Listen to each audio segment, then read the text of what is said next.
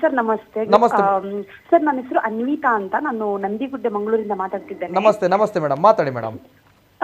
Sir ಅದು ಘಟನೆ ಏನು ಅಲ್ಲಿ ಎಕ್ಸ್ಪೋಸ್ ಆಗಿದೆ, ಅದಕ್ಕಿಂತ ಮುಂಚೆ ಏನೋ ಆಗಿದೆ, ಅದು ನಮ್ಗೆ ಯಾರಿಗೂ ಕಾಣ್ಲಿಲ್ಲ. ಯಾಕಂತ ಹೇಳಿದ್ರೆ ಅವರು ಆ ಫಾದರ್ ಡ್ರ್ಯಾಗ್ ಮಾಡ್ಕೊಂಡು ಬಂದ ಮೇಲೆ CC ಕ್ಯಾಮೆರಾದಲ್ಲಿ ನಮ್ಗೆ ಅದು ಕ್ಯಾಪ್ಚರ್ ಆಗಿರೋದನ್ನ ನಾವು ನೋಡ್ತಾ ಇದ್ದೇವೆ ಅಷ್ಟೇ ಅಲ್ವಾ.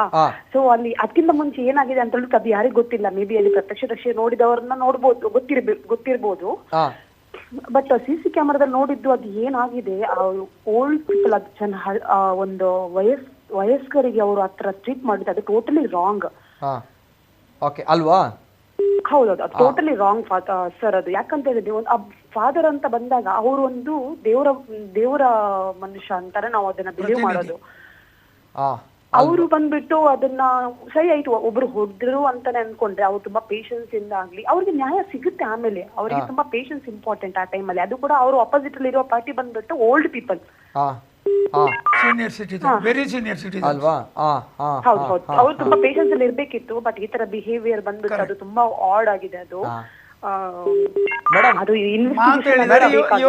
ಮೇಡಮ್ ತಮಗೂ ಕೂಡ ಬೇಸರ ಆಯ್ತಲ್ಲ ಮೇಡಮ್ ಆ ವಿಡಿಯೋ ನೋಡಿದಾಗ? ಮತ್ತೆ ಏನ್ ಹೇಳಿ ಸರ್? ತಮಗೂ ಕೂಡ ಬೇಸರ ಆಯ್ತಲ್ಲ ಆ ವಿಡಿಯೋ ನೋಡಿದಾಗ? ಹೌದು ಹೌದು, ಮಾನವೀಯತೆ ಫಸ್ಟ್.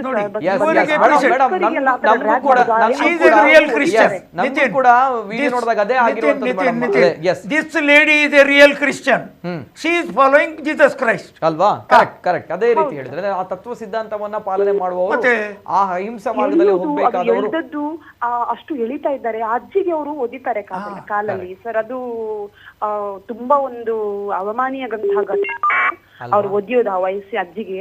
ಅದಾದ್ಮೇಲೆ ಅಲ್ಲಿ ಒಬ್ರು ಫೋನ್ ಅಲ್ಲಿ ಮಾತಾಡ್ಕೊಂಡಿರ್ತಾರ, ಒಂದ್ ಕೈ ಫೋನ್ ಅದು ಏನ್ ಮಾಡ್ತಾ ಇದಾರೆ ಅಲ್ಲಿ ಅವರು, ಅವರು ಇನ್ನು ಅದನ್ನು ಸಾರ್ಟ್ ಔಟ್ ಮಾಡಕ್ ಕೊಡ್ತಾ ಇಲ್ಲ, ಅದನ್ನು ಒಂದು ಅಲ್ಲಿ ಒಂದು ಸಮಾಧಾನ ಮಾಡೋಕ್ ನೋಡ್ತಾ ಇಲ್ಲ. ಜಗಳ ಮಾಡ್ತಾರೆ ಅದ್ರ ಮೇಲೆ. ಕರೆಕ್ಟ್ ಕರೆಕ್ಟ್ ಕರೆಕ್ಟ್ ಅಲ್ವಾ. ಇದೇ ಮೇಡಮ್ ಬಹಳಷ್ಟು ಗೊತ್ತಾಗ್ತದೆ. ಯಾಕಂದ್ರೆ ಆ ಒಂದು ವೃದ್ಧ ತಂದೆ, ಆ ಒಂದು ವೃದ್ಧ ಏನು ದಂಪತಿಗಳಿದ್ದಾರೆ, ಅದರಲ್ಲಿ ನಾವು ನಮ್ಮ ತಂದೆ ತಾಯಿಯರನ್ನು ನೋಡ್ತೀವಿ ಆ ಸಂದರ್ಭ. ಹಾಗಿದ್ದಾಗ ಅಂತವರಿಗೆ ಈ ರೀತಿ ಒಂದು ಶಕ್ತಿಹೀನವಾಗಿದ್ದಾರೆ, ದೌರ್ಬಲ ಇದೆ ಅಂತ ಬಂದಾಗ ಈ ರೀತಿ ಹೊಡಿತಾರೆ ಅಂತ ಬಹಳಷ್ಟು ಬೇಸರ ಆಗುತ್ತೆ. ಏನೇ ಇರ್ಬೋದು, ಅದು ಇನ್ವೆಸ್ಟಿಗೇಷನ್ ಮಾಡ್ಲಿಕ್ಕಿದೆ ಅಲ್ವಾ. ಇನ್ವೆಸ್ಟಿಗೇಷನ್ ಅಂತ ಇದೆ ಅಂದ್ರೆ ಸ್ಪೆಷಲಿ ಫಾದರ್ ಅಂತ ಬಂದಾಗ ಅವ್ರು ಹೊಡೆದ್ರುನು ಓಡಿಸ್ಕೊಳ್ಬೇಕು. ಯಾಕಂತ ಹೇಳಿದ್ರೆ ಪೇಷನ್ಸ್ ಇದೆ, ಪೇಷನ್ಸ್ ಇರ್ಬೇಕು, ಮತ್ತೆ ಅವ್ರಿಗೆ ಒಂದು ಮೈಂಡ್ ಅಲ್ಲಿ ಇಟ್ಕೋಬೇಕು. ಈ ತರ ಬಿಹೇವ್ ಅನ್ನೋದು ಫಸ್ಟ್ ಅವ್ರಿಗೆ ಇರ್ಬೇಕು. ಇವಾಗ ನಾನ್ ನೋಡಿದಂತ ಕೆಲವು ಫಾದರ್ಸ್ ಗಳಿದ್ದಾರೆ ನಮ್ಮ ಮಂಗಳೂರಲ್ಲೇ, ಎಷ್ಟು ಅವ್ರು ಬೈದ್ರು ಕೂಡ ಅವರು ಒಂದು ಬೈದ್ರು ಕೂಡ ಅವ್ರು ಮಾತಾಡೋದಿಲ್ಲ. ಪಾಪ ಫಾದರ್ಸ್ ಗಳಿಗೆ ಹೆಸರು ಹಾಳಾಗುತ್ತೆ